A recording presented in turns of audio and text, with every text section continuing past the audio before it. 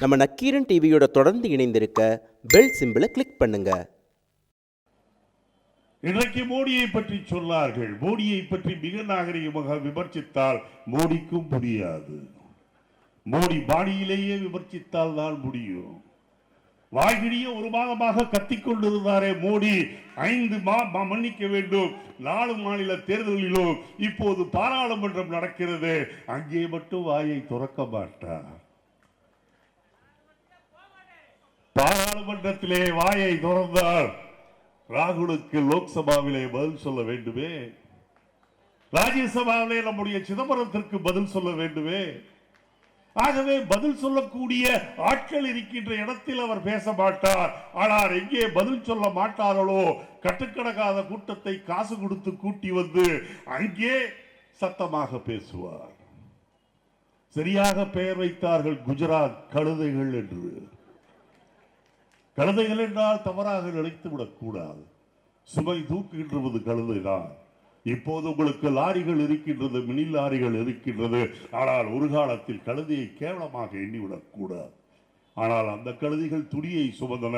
இப்போது இருக்கின்ற கழுதைகள் பணம் மூட்டையை சுமந்து கொண்டு குஜராத்திலே இருந்து வந்து கொண்டு இருக்கின்றார். காங்கிரஸை பொறுத்தவரையில் யாரும் எதுவும் செய்ய முடியாது. இந்தியா ஒளிந்தால், இந்தியா எப்போது ஒளியும் என்றால் உலகம் ஒளிந்தால். உலகம் ஒளிந்து இந்தியா ஒளிந்தால் தான் காங்கிரஸை அசைக்க முடியுமே தவிர, ஆனால் அதுவரை காங்கிரஸை அசைத்து விட முடியாது. காங்கிரஸ் இல்ல, இன்றைக்கு விழுந்தால் எழக்கூடிய சக்தி படைத்த ஒரே இயக்கம் காங்கிரஸ் தான். சமீபத்திலே ஒரு அம்மையார் இறந்த காரணத்தால் 3 4 உடைந்த கட்சிகள் எடுமா என்றால் எடாது. முடிந்த கதை. இவ்வளவு நாள் இருந்ததே பெரிய விஷயம். இன்றைக்கு பார்த்தீர்கள் என்று சொன்னால், ஏன் நான் அதிகமாக மோடியை பற்றி பேசவில்லை என்றால், பீட்டர் பேசிவிட்டார். நமக்கு மோடியை விட இங்கே இருக்கின்ற அயோக்கியர்கள் தான் முக்கியம். அவர்களை ஒழித்தாக வேண்டும். அதுதான் நமக்கு சரியாக இருக்குமே தவிர, மோடியை ஒழிப்பதற்கு நம்முடைய ஒரு ராகுல் காந்தி போதும். இன்றைக்கு யூபியிலே ஜெயித்தது எப்படி என்றால், அகிலேஷ் தாஸும் மாயாவதியும், ஏன் லல்லு பிரசாத் கூட இப்போது சொல்லி இருக்கின்றார், மெஷினிலே ஊழல் செய்து விட்டார்கள் என்று. அது எப்படியோ அது வேறு விஷயம். என்னை பொறுத்தவரையில் எனக்கு சந்தோஷம். கொஞ்சம் யூபியிலே தோற்றது வேதனை என்றெல்லாம் கூட விடியல் நிச்சயம் உண்டு என்று மற்ற 3 மாநிலத்திலே காட்டி இருக்கின்றார்கள் மக்கள். அதை பொறுத்தவரையில் எனக்கு சந்தோஷம். இன்றைக்கு தமிழகத்திற்கு வருவோம். நடைபெற இருக்கின்றது ஒரு தேர்தல். ஆர்கே நகர் இங்கே இருந்து பக்கம்தான். யார் யார் போட்டி என்றால் மிக தெளிவாக சொல்லி இருப்பது, திராவிட முன்னேற்ற கழக காங்கிரஸ் கூட்டணி நாங்கள் நிறுத்துவோம் என்று. அதிமுக இந்த தேர்தலிலே இருக்காது என்று நினைக்கின்றேன்.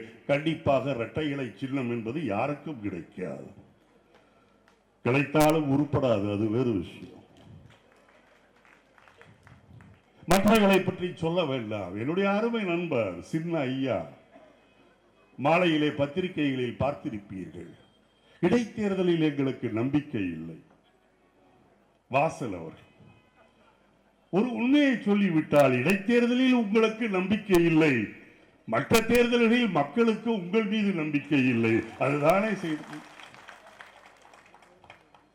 இன்னொருவர் திருமாவளவன், நான் கூட்டணி, இந்த கூட்டணி வைகோ இல்லை, இந்த கூட்டணியிலே இருக்கின்ற கம்யூனிஸ்ட் கட்சிகளை கலந்து ஆலோசித்து, கம்யூனிஸ்ட் கட்சிகள் பாருங்கள், தலைவர்கள் ரஷ்யாவிலும் சைனாவிலும் இருக்கார் பாருங்கள், இவர் கலந்து ஆலோசித்து சொல்கின்றார். போன் போட்டு கேட்டு சொல்ல வேண்டியதுதானே. எதற்கு இந்த முயற்சி எல்லாம்? பேசாமல் திமுக காங்கிரஸ் கூட்டணியை ஆதரித்து விட்டு போகின்றோம் என்றால் முடிந்தது கதை. உங்களுடைய பானமும் கிடைக்கும். வைகோ கடந்த தேர்தலில் என்னுடைய அருமை நண்பர்கள் விஜயகாந்த், வாசன், கம்யூனிஸ்ட் கட்சி திருமாவளவன் எல்லாவரையும் முடித்துவிட்டு இப்போது மரம் வெட்டி கொண்டிருக்கின்றார். அவர் யாரை போடுகின்றார் என்றால் இன்னும் மூச்சு விடவில்லை. அவருடைய தொழில் இப்போது என்னவென்றால் மரம் வெட்டுவது அவருடைய தொழில். வேட்டி கட்டினால் அடையாளம் தெரியும் என்ற காரணத்தால் பேண்டையும் டிஷர்ட்டையும் போட்டுக்கொண்டு தலையிலே உருமாலையை கட்டிக்கொண்டு வெட்டி கொண்டு இருக்கின்றார். ஓய்வான நேரத்தில் மோடிக்கும் சசிகலாவுக்கும் ஜால்ரா அடித்துக் கொண்டிருக்கிறார். என்னுடைய அருமை நண்பர் கல்லூரியிலே எனக்கு சீனியராக இருந்தவர், மிகச்சிறந்த பேச்சாளர், தமிழ் விளையாடும் அங்கே, இலக்கியம் விளையாடும் அங்கே, அவ்வளவு பெரிய திறமையான ஆள் கடைசியிலே மரம் வெட்டுகின்ற வேலைக்கு சென்று விட்டார் என்ற வருத்தம். தமிழக அரசியலிலே சில ஆண்டுகளுக்கு முன்பு மரம் வெட்டியவர்கள் எல்லாம் இப்போது காணோம். பத்திரிகைகளில் மட்டும் தினந்தோறும் அறிக்கைகள் வந்து கொண்டிருக்குமே ஒழிய அவர்களை காணோம்.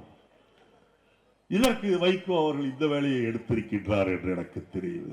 விறகு எதற்கு தயார் செய்கின்றார்? ஏற்கனவே பாடை தூக்கி பல பேரை புதைத்தாகிவிட்டது. இப்போது தயார் செய்கின்ற விறகுகள் யாரை எரிப்பதற்கு? சசிகலாவை முடியாது, காரணம் ஜெயிலிலே இருக்கின்றார். பாரதிய ஜனதா கட்சி தமிழ்நாட்டிலே வளரவே முடியாது என்பதற்கு எவ்வளவோ காரணங்கள் சொன்னாலும் மிகச்சிறந்த காரணம் வைகோ அவர்களை ஆதரிக்கின்றார். ஆமை புகுந்த வீடு என்னவாகும் என்று உங்களுக்கு தெரியும். பாவம் மோடி எந்தோ பிராடு தளம் பண்ணி மஸ்தான் வேலையெல்லாம் செய்து ஏதோ இருக்கின்றார் என்று சொன்னார். அவரை முடிப்பதற்கு இவர் இங்கே தயாராகிவிட்டார்.